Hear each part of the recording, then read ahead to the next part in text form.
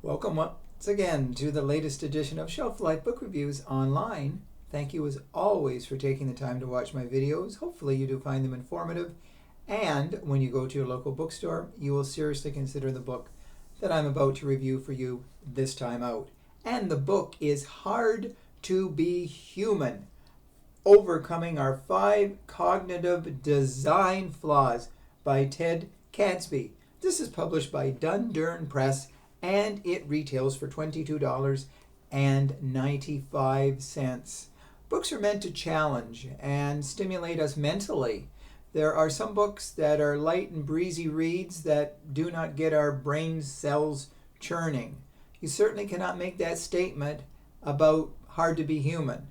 The book is a thinking man's book where we learn how we internalize many flaws within our system and get on the road to self-actualization and the realization of our flaws. Cadsby has had a most interesting career in the world of business and in the literary world. He uses the knowledge and expertise to take us on a tour of the human brain and probing deep within our psyche to seek solutions and answers. Call it a deep dive into the brain, collecting data about the 5 flaws that can derail success and offer negative emotions that are far from conducive to our well-being.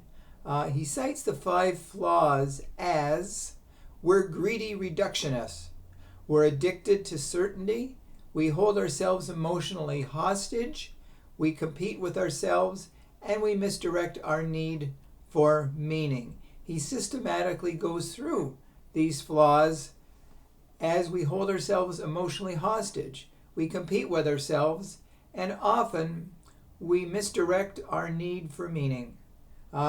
He systematically goes through the fixes to the flaws that are not as confounding as one might imagine. People often look too hard for answers and solutions to the point that they are staring at the problem right in the face, and yet they are blinded by their own looking too hard for answers. Sometimes the answers are very, very simple. Cadsby explains this well and speaks of emotional hostage taking, where it's characterized by the need for self-immersion, where we are narrowly and intensely absorbed by our inner turmoil. We struggle within ourselves, and we sometimes make ourselves our worst enemies.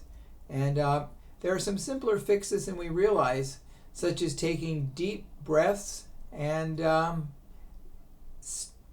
getting rid of the negative emotions that really derail our thinking. If we think negative thoughts, we're obviously going to have a negative mindset, and that will, right there, almost defeat our purposes. And the author looks at some of the world's most notable thinkers, such as Freud, Nietzsche, Carl Jung, and many, many others who, over the time, have given their philosophical take on how we can cope better as human beings.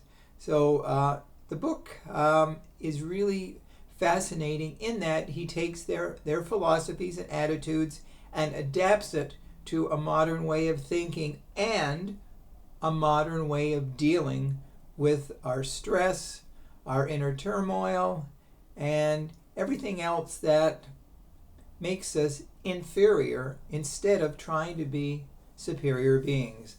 So it's not hard to find something of value in this book, because Hard to Be Human, it's not hard to be human because he gives us the answers, and it's written at a down-to-earth level where anyone reading this can learn. It doesn't matter what your education, what your profession, you can still learn, and all of us can find solutions from our inner problems. So like I say, the book was very complex, and this time out, when I gave my review, I had my notes here because it was so complicated that I thought, I'm not going to remember all the things that I want to say, so I'm sorry for looking down. I have my cheat sheet right in front of me, my notes here. So anyways, this is definitely a book that you will find hard to pass up.